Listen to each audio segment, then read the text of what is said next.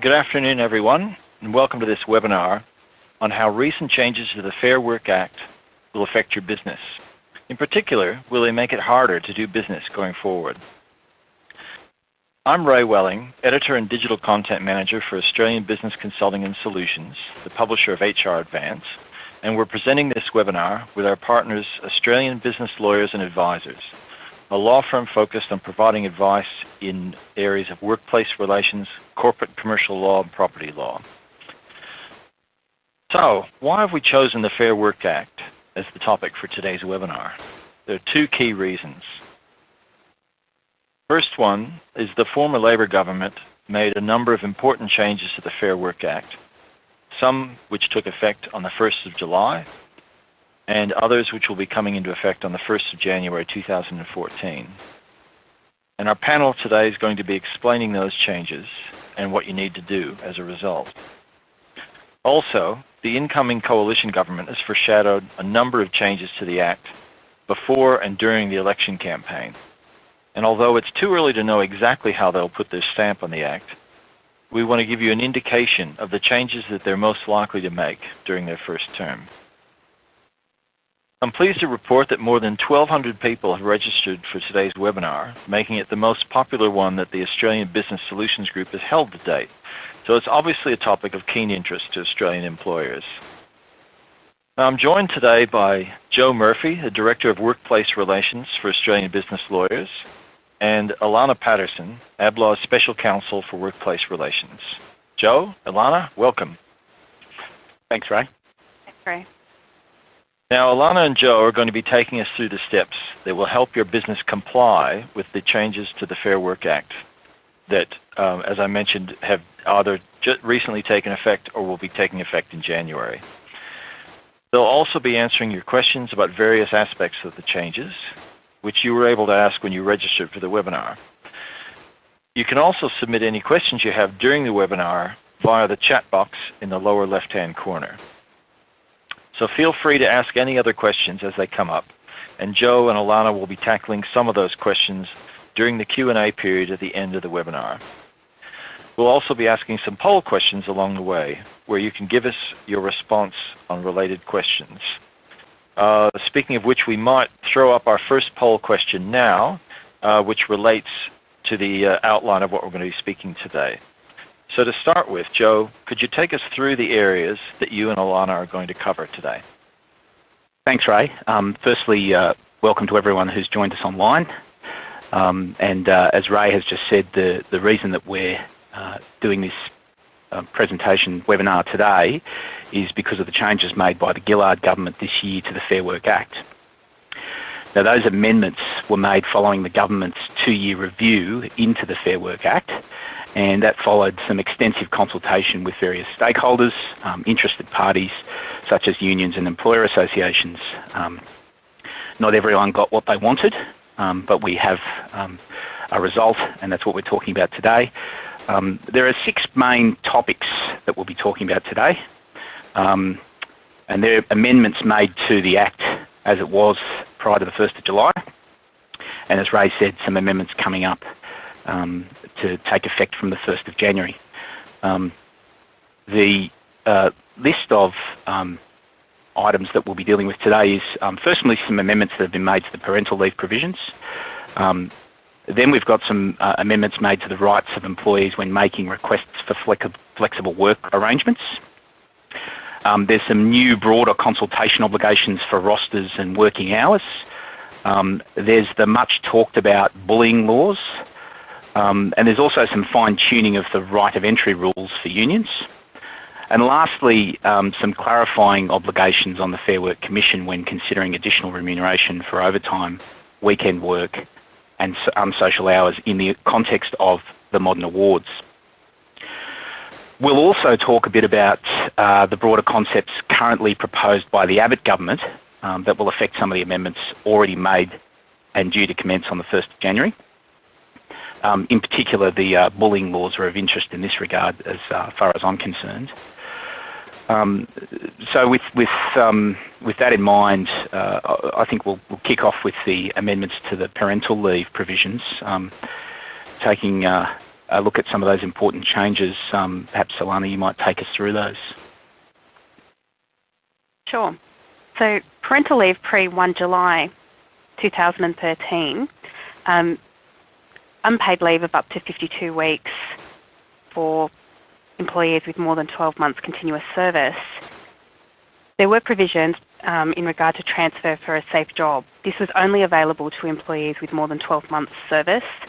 So employees without 12 months service were not eligible for this. So in situations where employers weren't able to provide safe work for a pregnant employee to perform, they then went on special paid leave, no safe job leave. If an employee took parental leave early, for example, as a result of complications within the pregnancy, the unpaid parental leave period of 52 weeks commenced. So any period that was taken prior to the birth would count in the 52-week period. There were also provisions within parental leave where partners could take up to 3 weeks together within the 52-week period, and that would not affect the total 52-week period. In situations where you had an employer couple working for the same organisation and one parent took 8 weeks, that would reduce the 52-week period of the other employee by that additional 5 weeks. So what were the key changes that occurred effective 1 July? Well, that concurrent leave has been up to 8 weeks. So now you've got employees that can take up to 8 weeks at the same time. So in that situation where you have both parents working in your business, you could now have the situation where you now have both of them out of the business for up to 8 weeks. The other key change was transfer to safe job has been extended to employees with less than 12 months service. And if an employer cannot provide safe work for an employee to do, they go on to no safe job leave. This is unpaid for employees with less than 12 months service, but paid for employees with more than 12 months service.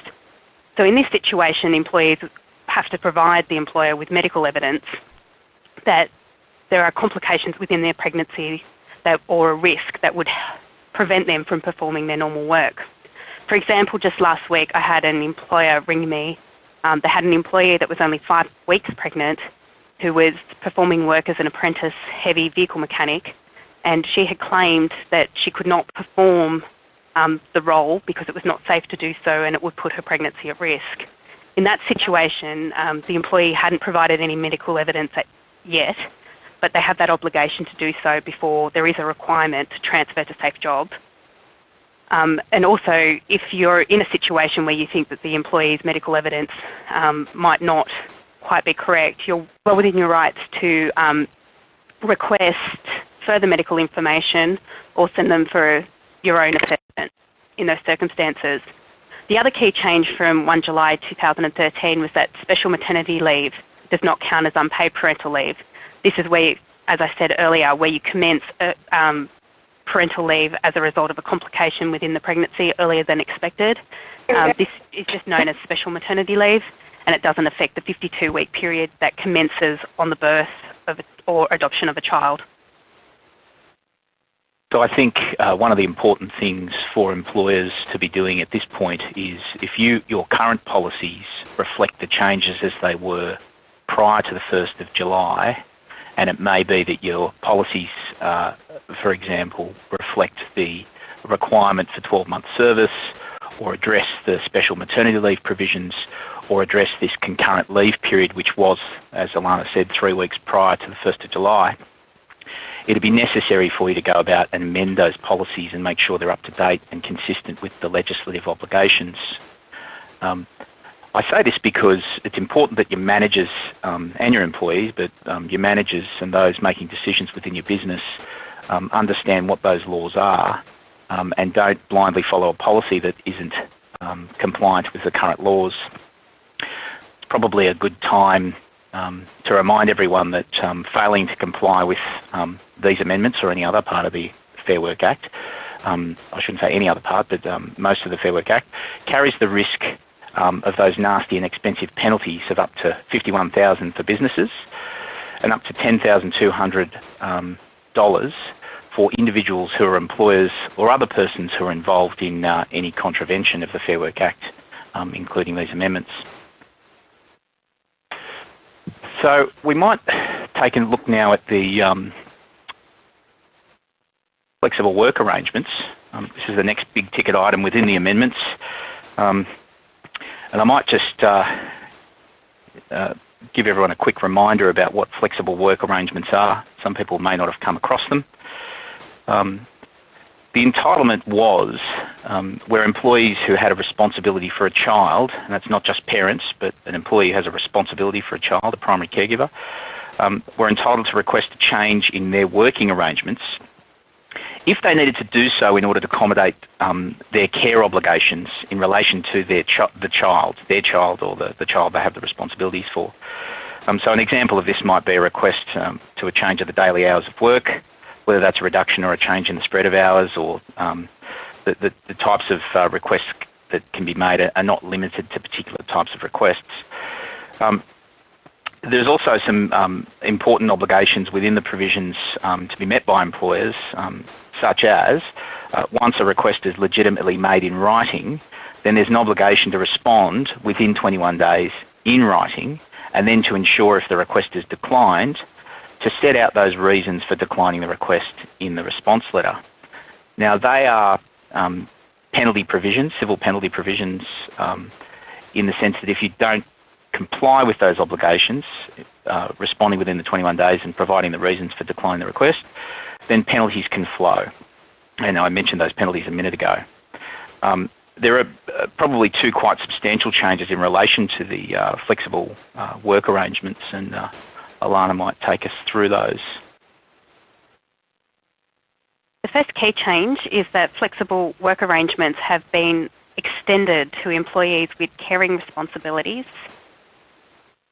So quite broad caring responsibilities, not limited to school age, children under school age, parents or guardians of children that are of school age or younger, employees with a disability, and employees who are experiencing family violence or who are caring or supporting a family member who is experiencing family violence. Again, the 12-month service requirement still exists, but as you can see, this is a very big expansion of the people that can request flexible work arrangements, particularly in the regard of disability. That's a very broad definition. It's not limited in any respect. It could be an illness, it could be a medical condition, and in those circumstances you could be asked for flexible work arrangements for employees to attend specialist appointments, who can't perform the normal hours of work as a result of the disability.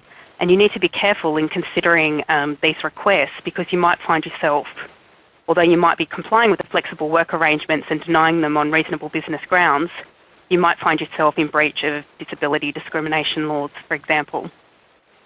So we've gone from a very limited category of employees who had obligations in carers' responsibilities in relation to a child who was under the school age or under the age of 18 with a disability, to this much broader category, as Alana says, and those individuals who fit within this broader category can make a request if they need to accommodate the particular condition that they have, and Alana's pointed out the disability one. I think it's important by reason of that you ensure that, again, your policies are up to date.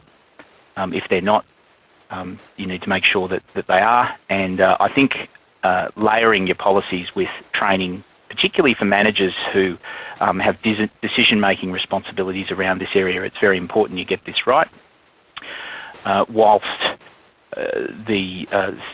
you may be strictly compliant, it's also to be mindful that if you're dealing with someone, one of these employees who perhaps has a disability, it's good to be conscious of the discrimination laws, because they add an added layer of protection, and the adverse action general protection provisions in the Act. Related to this point is the reasonable business ground amendments, and again, this is a helpful amendment in my view. Alana, you might talk to us about that as well. So inclusion in the most recent changes from 1 July is that we now have a list or examples of reasonable business grounds actually included in the legislation. It is a non-exhaustive list, so there may be other circumstances where reasonable business grounds could be found to exist. But the list in the legislation includes that new working arrangements requested by the employees would be too costly for the employer. There's no capacity to change the working arrangement of other employees to accommodate the request. It's impractical to change the working arrangements of other employees or to recruit new employees to accommodate the request. The new working arrangements requested by the employee are likely to result in a significant loss in efficiency or productivity, or it could negatively impact on customer service. So we've seen quite a few examples of this over the last couple of years where we didn't have any definition of reasonable business grounds, and these have been some of the reasons that employers have rejected requests for flexible work arrangements.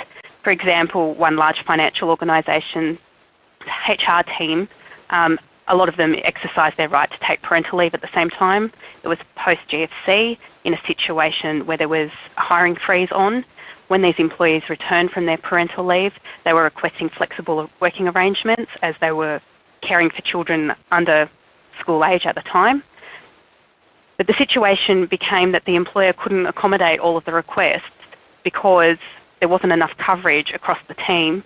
They all wanted the same 3 days per week, and we were in a situation where we had no coverage for the other days of the week. We also had another example of a different financial institution was it was impractical to recruit a person to perform 1 day a week in the role. It was required that they had an employee in that role 5 days a week. The employee requested flexible work arrangements for 4 days per week. The cost was very prohibitive of recruiting an employee for 1 day a week. There'd be a situation where there'd be no handover each week as to what work was going on, and in circumstances where significant training was required and certificates and qualifications to do this role were required, to recruit someone for 1 day a week just simply wasn't practical in the circumstances. We might go to a poll at this stage and ask whether your policies are up to date, whether you need to be considering whether you need to change them now. And while we do that, we might move on to deal with the next topic, which is consultation. There are already existing obligations in relation to consultation throughout the Fair Work Act, and they apply in particular circumstances. For example, parental leave, there's some obligations within the parental leave provisions. There are obligations under modern awards and under enterprise agreements. And there are also obligations to consult in redundancy circumstances as well, where there's an applicable award or enterprise agreement. Alana, why don't you talk us through the amendments that have been made to the consultation provisions? Okay, so the changes is that there is now a requirement to consult on changes to working hours or rosters. This, in many enterprise agreements and awards, this has previously existed, but now this has been extended to non-award covered employees.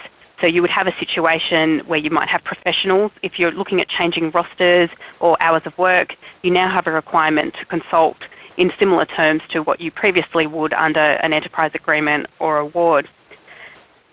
It's not just, consultation does not mean agreement, but genuine consultation does mean sitting down with the affected employees, explaining the proposed changes and asking the employees for their views on those proposed changes, and actually considering or taking into account the employees' views about the effect of the proposed change, including their family or caring responsibilities. For example, one employer that has sought changes under an enterprise agreement to their rostering system, under that enterprise agreement they were required to give 7 days notice of a roster change. In that situation, they consulted with their workers in accordance with the consultation clause under the enterprise agreement. However, they had several employees come back to them and say, we've got childcare days locked in already. We're not going to be able to change those within those 7 days. Could we have a longer period of time? In that situation, that particular employer took the view that they should give those employees a little bit longer to adjust to the roster change and extended the period to 28 days or 4 weeks for those particular employees that had raised issues. In those circumstances, they were less likely to be in dispute because they'd actually properly consulted with their workers, listened to the effect that it would have on them, and took those issues into account. And the obligation to consult's taken very serious, despite there being no requirement to reach an agreement. The obligation to consult is taken very serious by the courts and by the Fair Work Commission when dealing with disputes about consultation. And in fact, we've seen some quite large penalties directed at employers who have failed to consult in the past. We've had some clients and members who have had difficulty with the consultation obligations in the past because there has been this lack of an understanding about what they need to do when it comes to consultation. I can't emphasise enough that it is important that you do it. It's not treated in a tokenistic way and is given the due consideration that Alana's just talked us through. Probably the next biggest item on the menu, I think, in my view, is the new bullying jurisdiction. The new bullying jurisdiction is just that, a new jurisdiction. I say that because now and in the past, right at this point in time and in the past, bullying cases that have involved a formal tribunal application or a court application have either been dealt with as a workers' compensation claim, which also is contingent on there being an injury or an illness occurring in connection with the bullying, or by work cover, who have traditionally conducted many investigations but very few prosecutions for breaches of health and safety laws arising out of those bullying complaints. Now, that's not to say that a bullying complaint that has some other unlawful attribute attached to it, one of those traditional discriminatory grounds such as age, race, religion, etc., those are, of course, still actionable in the jurisdictions that they always have been, whether it be the Fair Work Commission or the anti-discrimination tribunals. But as I said,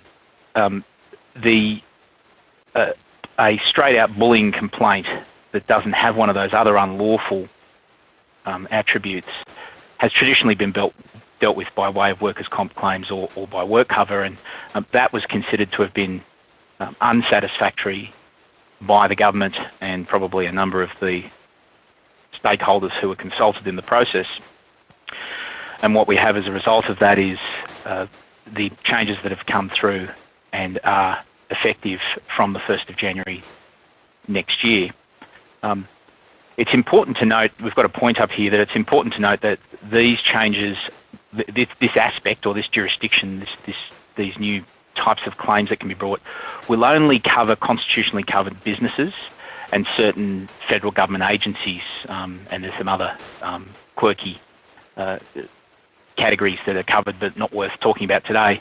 The main one that's worth talking about is this constitutionally covered businesses, and the best way of explaining that is that if you're a Pty limited incorporated business, that you are covered.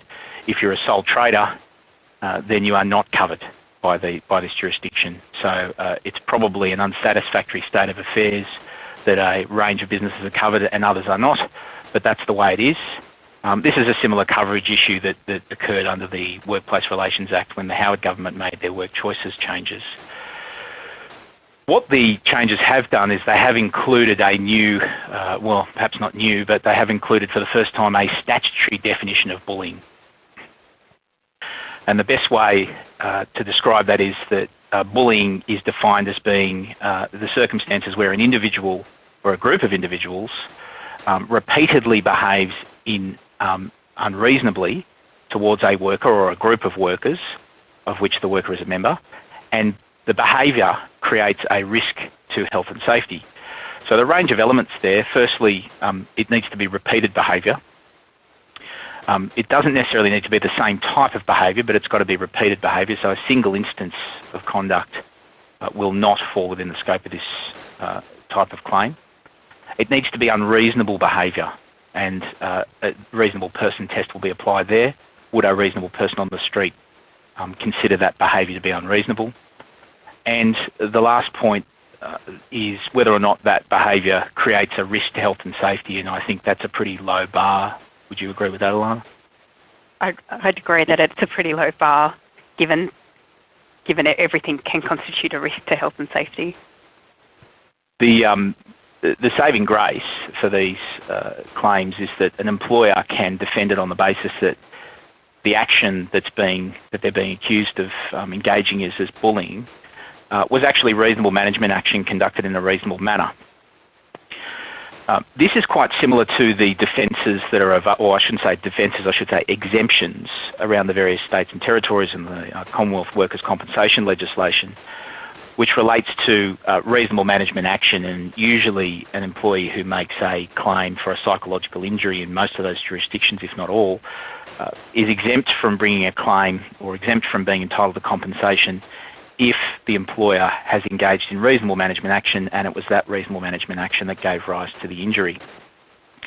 So there's an aligning of the jurisdictions in that respect, and so fortunately these type of claims can be managed very much like a workers' comp claim would be, in terms of ensuring that your management are behaving reasonably and trained up to behave reasonably.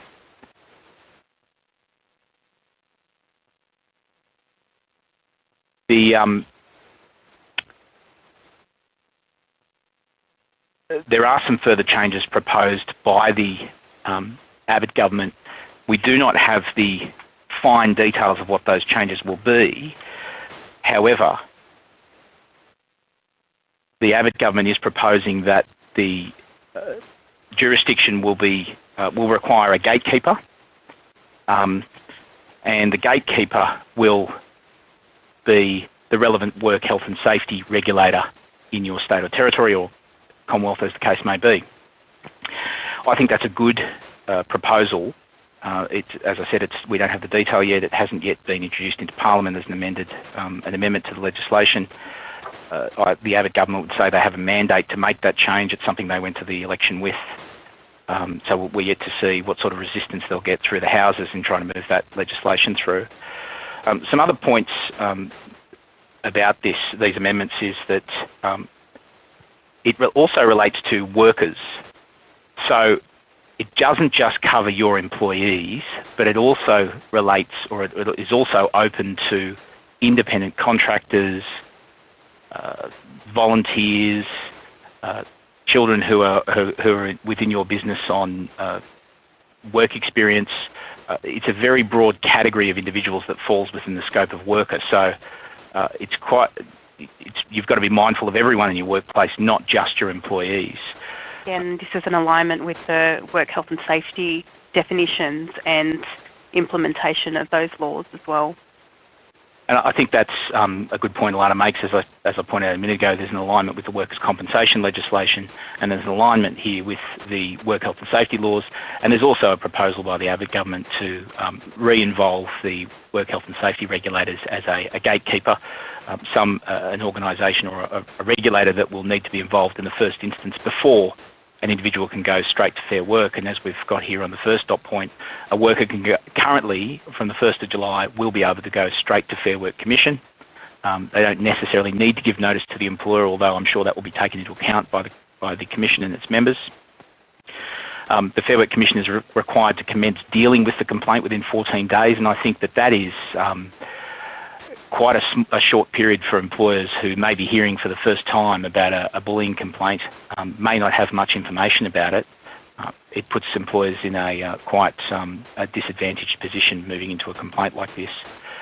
One of the, I suppose you might say, positives is that the Fair Work Commission cannot impose penalties in connection with these matters, but they can make any order that they consider appropriate to stop the bullying. And this might include referring it back to a state work health and safety regulator. Now, obviously, that will be null and void and irrelevant if the work health and safety regulator has already dealt with the complaint as is proposed under the Abbott government changes. I think it's important to note just how broad some of these orders could be. For example, you could have an order that employees are sent to separate sites and an order that they don't work together, for example. You could have a situation where they're ordered to follow a grievance procedure under a bullying policy if they haven't already done so. We're not really entirely sure how far these orders will go, but they're some of the ones that we can think of straight away that there is potential within businesses to stop bullying. So it's really important that employers put themselves in a position to be able to deal with these complaints quickly, effectively, so that when these complaints do end up before the Fair Work Commission, and it may be the case that from the 1st of January, employers will find themselves operating in this jurisdiction without the benefit of those changes proposed by the Abbott government, because the Abbott government may not get the changes through till the middle of next year. I'm sure they'll race to try and get them through before then, but we just don't know. So it's important, as I said, it's important that employers make sure that they're positioned well to deal with these complaints quickly, effectively, and the ways that they can do that are by firstly, again, I'm going to beat the policy drum again, making sure you have a best practice policy. The work cover investigations that I've been involved in from an employer's perspective have involved, in the very first instance, work cover saying, where's your policy, what does it say? Work cover want to know, does your policy adequately provide for informing the employees about what their rights are, informing managers about what their obligations are, providing a proper way for complaints like bullying complaints to be dealt with at the workplace, and properly informing the employees what their avenues for relief are outside of the business once they've tried to deal with it within the business. Work cover, of course, use their own templates and the like as a bit of a benchmark, and they'll look through and want to know, whether or not, I'll use an example, whether or not a CEO, whether or not a complaint about a CEO can be made to the board if there's no complaints officer that has independence outside of the CEO's reign or scope of responsibility. So it's really important that you have cover off on all of those points, and this is regardless of whether or not the Fair Work Commission or Work Cover are dealing with these types of complaints from the 1st of January. If it's the Fair Work Commission, you would want to be walking in there on the day that the matter is listed, and you'd be wanting to present your policy and to demonstrate to the Fair Work Commission that you have a policy, it's a best practice policy, and that the employer actions the complaints under that policy and deals with them adequately. I mentioned a little while ago that a worker could, for example, go straight off to Fair Work Commission without notice to the employer. If that is done contrary to a policy, and a policy that the worker is aware of and perhaps has had some training in relation to, I would expect that Fair Work Commission would take that into account and hopefully in the favour of the employer. That leads me to your next point. Not only should you have a best practice policy, but you need to make sure that your employees are not only aware of the policy, but I'd recommend that they are properly trained within the scope of the policy and around the new bullying regime. And even more so and more important is training for managers who have managerial responsibility over employees or supervisory responsibility. One of the largest areas of complaints under bullying relates to performance management, and this ties back into the reasonable management action undertaken in a reasonable way. And managers need to understand what reasonable management action is when they are performance managing employees, because an employee who is being performance managed feels under siege, and of course they feel aggrieved. That aggrievance might be genuine in terms of the way they feel, but it won't be unlawful because the manager has been behaving in a reasonable way and falling within the scope of the reasonable management action. But it's up to you as employers and managers to make sure that the managers understand how they should be behaving and what steps they should be taking in managing employees, particularly around performance management. So it's certainly a huge expansion on what we have been seeing as complaints in bullying. Generally, work cover or other health and safety regulators previously only dealt with really serious bullying complaints. They didn't get involved in lower level complaints, and are now we could see quite an expansion of lower level complaints going straight to the Fair Work Commission if the laws aren't amended and they come into effect as is. Well, I think that's right, and it's probably worth mentioning the point you make about the work health and safety regulators traditionally only actioning the more serious complaints. It's probably worth mentioning that the Victorian case of the Brodie Panlock case, as they call it. Brodie was a young lady who was bullied in the cafe that she worked in, and the staff who bullied her, the male staff members who bullied her, and the director who was on the board of the business that ran the cafe and owned the cafe, were all prosecuted and fined by Safe Work Victoria, and reasonably substantial fines in the health and safety context, although I'm sure Ms Panlock's family thinks the penalty should have been more. There wasn't any jail time, but it certainly gave rise to or piqued the interest of the nation in relation to bullying in the workplace. That, of course, is a very serious case. Ms Panlock was bullied to the extent that she committed suicide. Now, there may have been other factors at play there, but nonetheless it was accepted that the bullying was a risk to health and safety and did contribute to her condition. As I said, that's a far more serious case, and Alana, the point you make is that we're probably going to see bullying complaints at a far lower level, and that ties into the point I made about performance management, that it will also involve those performance management type complaints as well, and employers just really need to be ready to deal with those. We might go to another polling question at the moment. Have you considered training in regard to these new laws for your staff?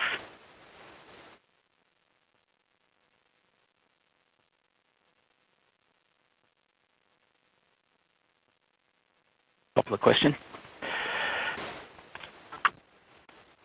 So the next item on the menu is our expansion of the, or I should say the tweaking of the union right of entry rules. This is something you've done a fair bit of work around, Alana. Maybe you can take us through it. Certainly have. We tend to have a lot of disputes in regard to right of entry for union officials. One particular dispute that commonly arises is where union officials will meet or interview employees. It's usually the preference of union officials to meet in lunch or crib rooms.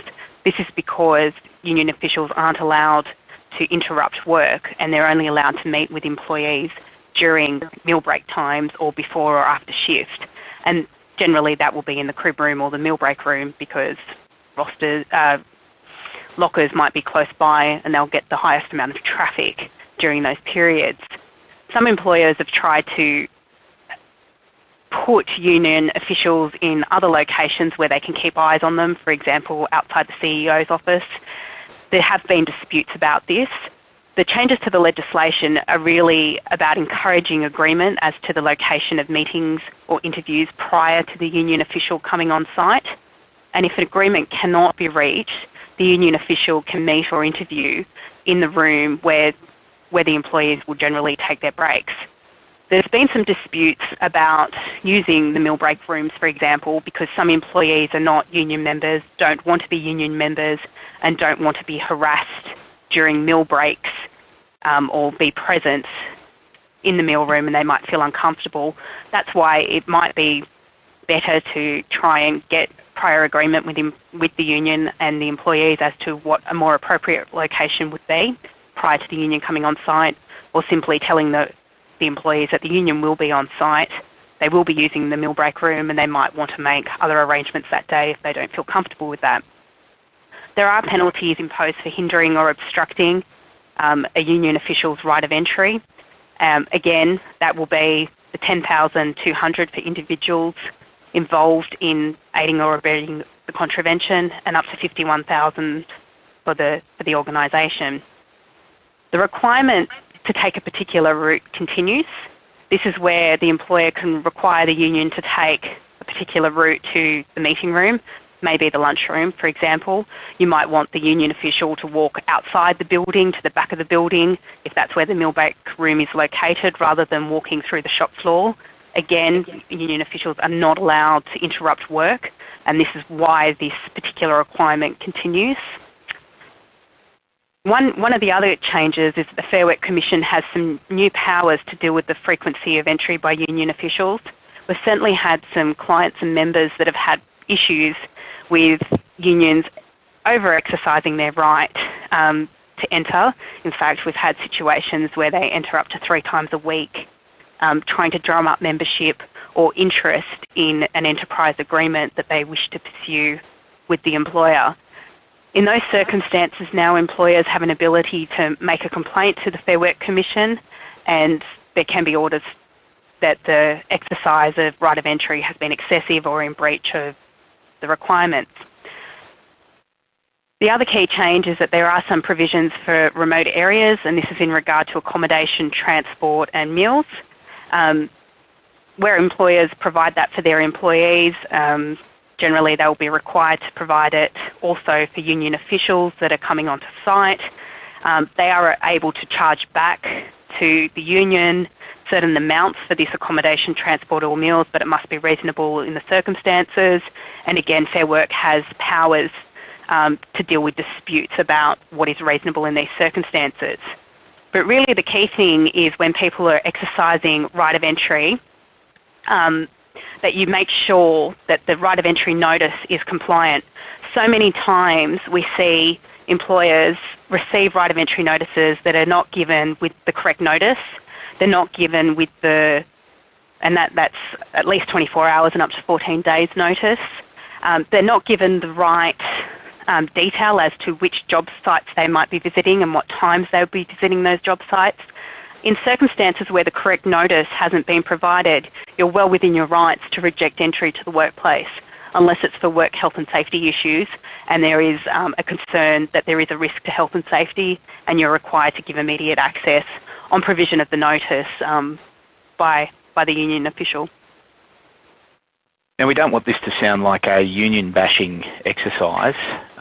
Alana's mentioned some adverse circumstances that sometimes arise in connection with right of entry.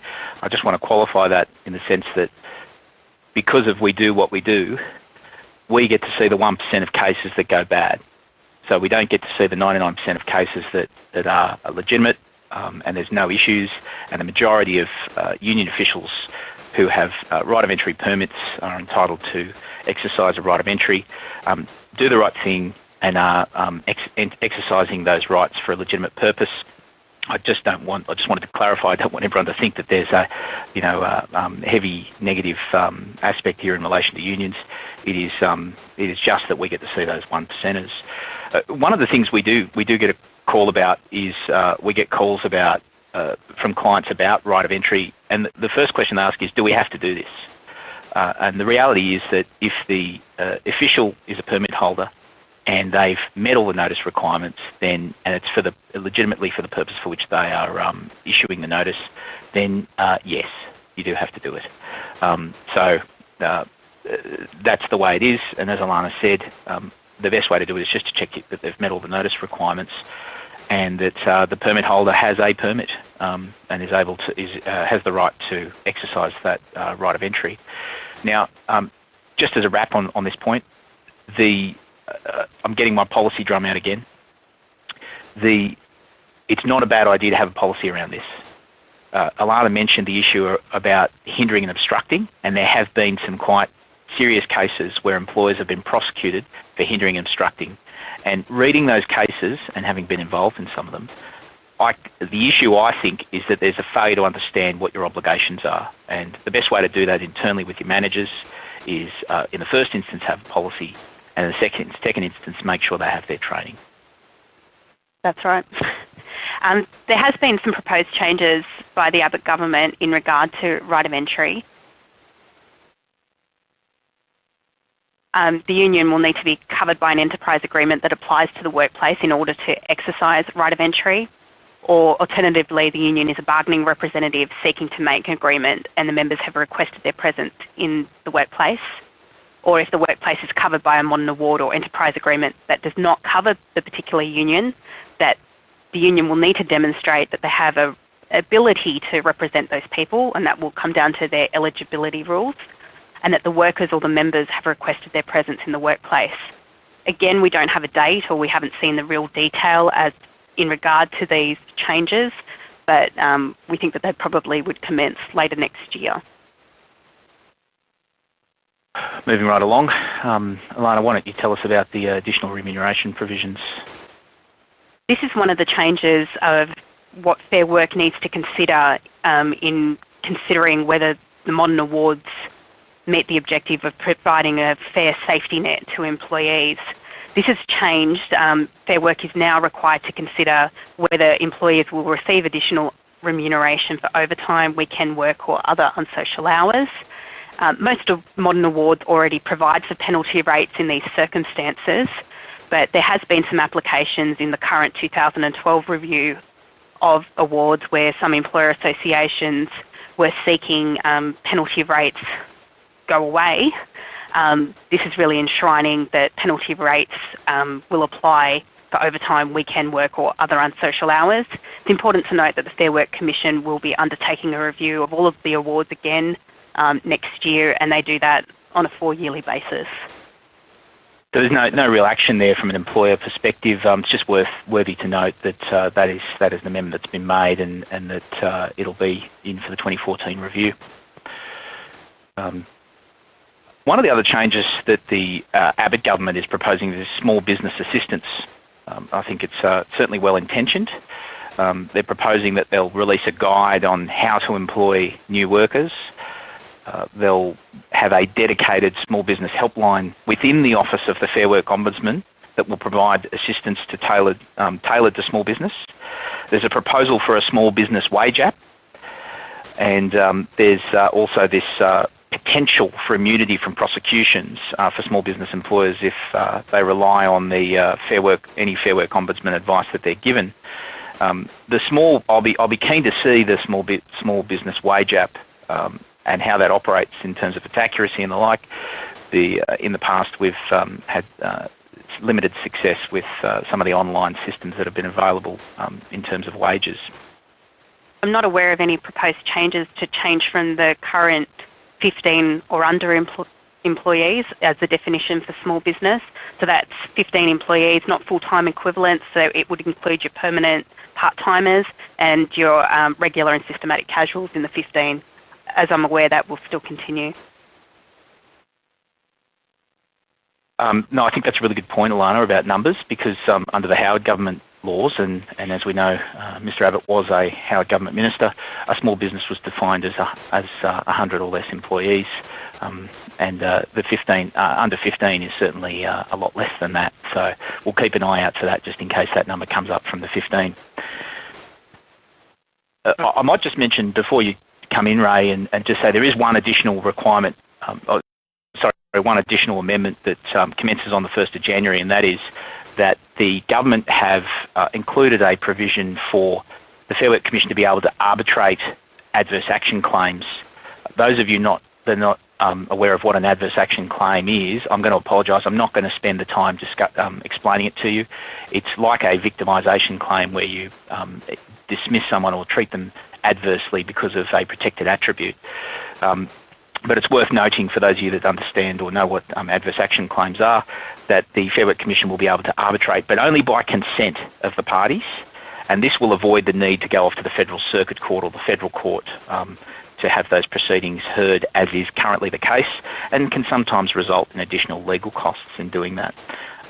As part of that, there'll also be, if it is arbitrated at the Fair Work Commission level, there is limited prospects for, or limited grounds for appeal, I should say, on questions of fact only, and that would only be on significant errors.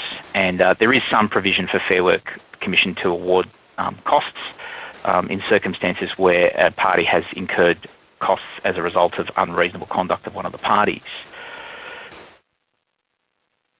All right, well, thanks very much for that, John and Alana. That was a very comprehensive look at all those various changes. Now, we might go through some of the questions that we've collected from some of the participants here along the way. Now, as we start the questions, I think it would also be a good time to do our next poll question, which is, now that you've heard all this information, what areas of the changes actually concern you most? And we might run that poll up on the screen for a while we start to work through some of the questions. So if we work through in the order in which you guys were talking, some of the questions that have come in include, in the parental leave area, someone asked, in terms of the 8 weeks concurrent leave, does that only apply if the people work for the same company? No. No, it means that employees can have up to 8 weeks concurrent leave without affecting or reducing the 52-week entitlement that employees are entitled to take on the birth or adoption of a child. Yeah, I think Alana made a comment that it would be challenging for employers that do have both parents employed by them, because you potentially have 2 employees go on for 8 weeks at the same time. So Alana's example was about that challenge of if you do happen to employ both employees. Okay. And there was also a request if you could repeat what the penalty amounts were for breaches of the entitlements. Sure, it's $10,200 for an individual that aids or abets a contravention, and that's the maximum fine, so up to. And for a corporation, it's up to $51,000. They went up earlier this year, up from $6,600 and $33,000 respectively. So quite a significant increase for breaches of the Fair Work Act. Thanks. All right, now moving on to the discussion about flexible working arrangements. Someone asked whether the flexible working arrangements apply to workers, or how they might apply to workers who are over 55 or over 60 years of age. How will they apply? Well, is it any different, I guess, than how it applies for younger workers? Well, it will, in the sense that if an employee who is over the age of 55 is, I think, I don't want to insult anyone who's online, but you might be at a stage when you want to wind back your career a bit. You're moving into a transitional period, looking towards the next 10, 15 years towards retirement, and you might decide that you want, you want to reduce your working hours. So that might be an example. I think some of the other examples could be because of the significant expansion, you've got employees with caring responsibilities. That's quite broad. That could include ageing parents, for example, in 80s or 90s that they might have caring responsibilities for. So those workers in that age bracket, 55 to 60, although they might not have children that are school age or younger, or they certainly could fall within the category of having a disability. Again, that's a really broad definition: illness, medical condition. It might be a recommendation of a doctor that they cut back on their working hours, for example. So we will see, I think, more flexible work arrangements for those older workers in that situation. And I think that they're really the key areas where the older workers might be requesting those flexible work arrangements in those situations. Yeah, look, I think, the question about the 55, whether for employees who are 55 years or older, it's important to look at the entitlement, and the entitlement is that you can make a request for flexible work arrangements because you want to change your working arrangements because you are 55 or older, which is interesting when you look at the first provision, because you'd have to start thinking, well, what is it about a 55-year-old that has particular characteristics for which they would want flexible work arrangements?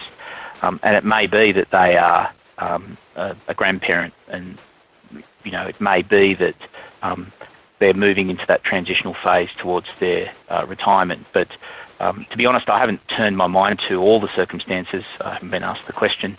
First time I've been asked it. But it's an interesting question. It's certainly got my mind working on some of these other points. And a related question that came up, sort of looking at it from the other angle, you'd spoken about definition of school-age children and whatnot. Someone asked the question, does the request for flexible work arrangements include if someone is looking after aging parents who might have a terminal illness? So at the other end of the spectrum. Yeah, so employees with caring responsibilities, that's capturing that demographic.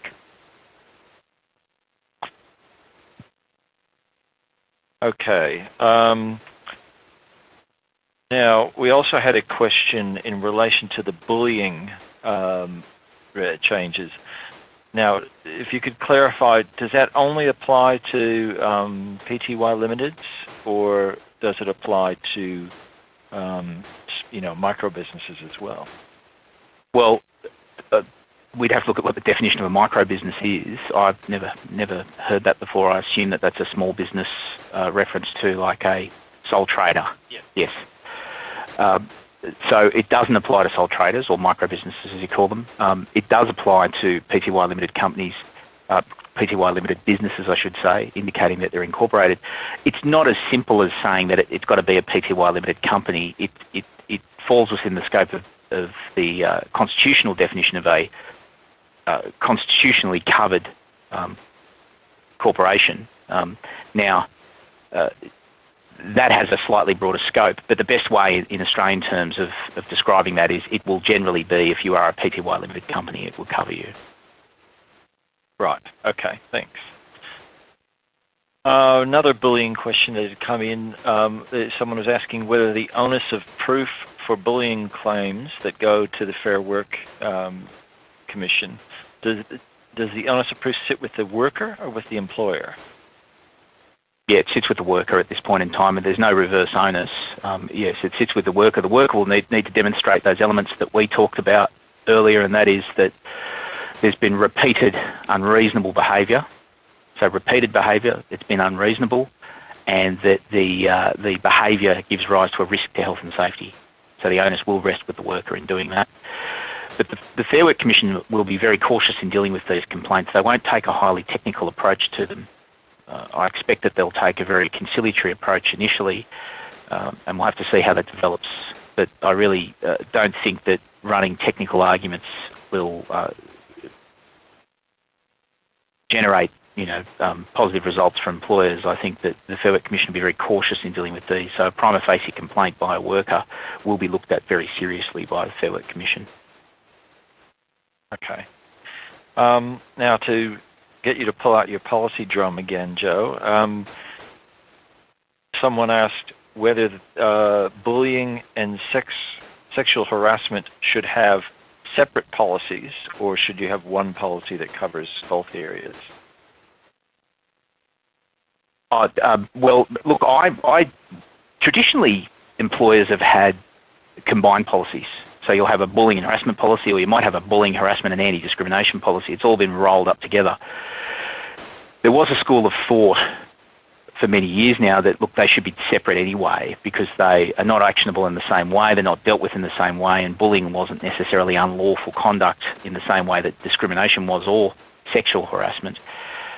I strongly believe now that you should have separate policies, or at least the policy that you have should be segmented very clearly, that the bullying is dealt with in quite a different way to that of harassment and discrimination. But they're interrelated. So many clients and businesses I deal with do have combined policies, but I tend to advocate the separate policies at this point. Right. Okay. Okay, well, look, I think that's just about all the questions that we've got time for today. And I think that brings us to the end of our discussion. But Joe and Alana, I'd like to thank you very much for your time. No, what we'll do is we'll talk about the steps you should be taking in your business right now. There we go. In wrap up, so what you should be doing to make sure that you're complying with the changes is you need to be updating your policies to make sure that they're consistent with the laws, particularly in regard to the parental leave extensions, the bullying provisions and the extension of the flexible work arrangements. You need to be considering training for your supervisors and managers on topics such as bullying, the consultation requirements, flexible work arrangements and right of entry, and in that it could be legitimate performance management, for example, in training for bullying. You also need to be considering training for staff more broadly, particularly in regard to bullying. What is bullying? What is not bullying? Legitimate performance management is not bullying. You need to take steps to investigate and act, because particularly, again, in relation to bullying, you need to demonstrate that your systems and procedures are being used and are working, and this will help you in defending any of these bullying complaints that employees may make to the Fair Work Commission. You also need to be keeping an eye out for more detail on the Abbott government changes, because as we said, they could impact on changes to the right of entry, and they could be impacting on the changes of the bullying laws. Right. Okay. Well, we hope you've found today's session useful. And if this discussion's brought to light any issues you may be facing and you have any follow-up questions, we encourage you to contact the team at Australian Business Lawyers and Advisors. Meanwhile, if you want to make sure your HR documentation and your policies are up to date in light of this new legislation, please check out HR Advance for more than 200 HR, IR, and safety documents that you can update and save on the website. Now, all the relevant contact details will be included in our follow-up correspondence. So I'd just like to thank you for your time and wish everyone the best of luck in implementing all of these changes in your work. Great. Thanks, Ray.